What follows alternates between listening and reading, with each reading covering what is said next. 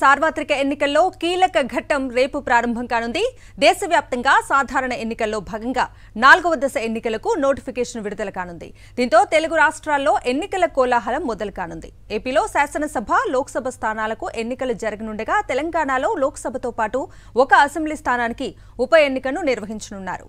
4వ దశ ఎన్నికల్లో భాగంగా గురువారం నోటిఫికేషన్ విడుదలవుతుంది. ఆంధ్రప్రదేశ్లో 25 లోక్సభ, 175 అసెంబ్లీ స్థానాలకు, తెలంగాణలో 17 లోక్సభ, ఒక అసెంబ్లీ స్థానానికి ఉప ఎన్నిక జరగనుంది.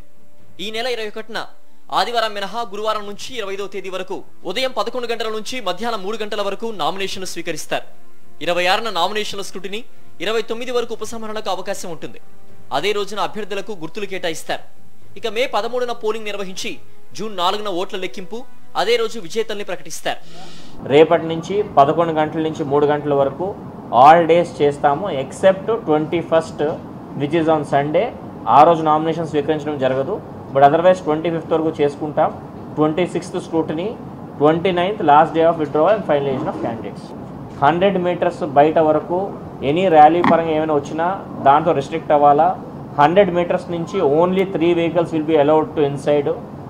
ఆరో చేంబర్ లోపలికి 1+4 contesting candidate or proposer +4 people will be allowed.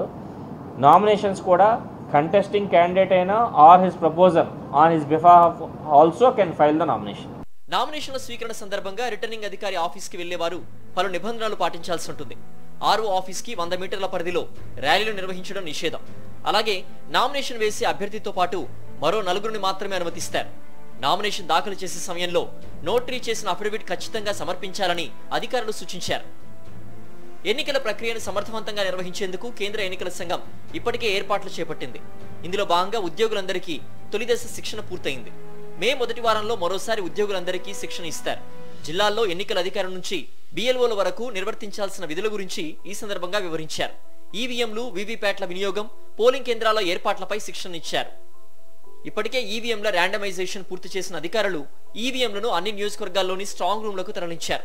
మే 2వ తేదీ నుంచి 5వ తేదీ వరకు ఈవీఎంలకు సంబంధించి కీలక ప్రక్రియ చేపడతారు.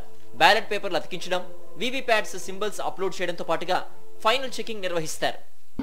ఈవీఎంస్ని కమిషనింగ్ అనేటువంటిది ఆర్ఓలు మా జిల్లాలో, ఎన్టీఆర్ జిల్లాలో వచ్చేసరికి 2వ తారీఖు మధ్యాహ్నం నుండి 3, 4 తారీఖుల్లో ఈవీఎంస్ అన్నిటినీ కూడా కమిషనింగ్ చేయాలని చెప్పేసి ఒక నిర్ణయం అనేటువంటిది తీసుకుని ఉన్నాం.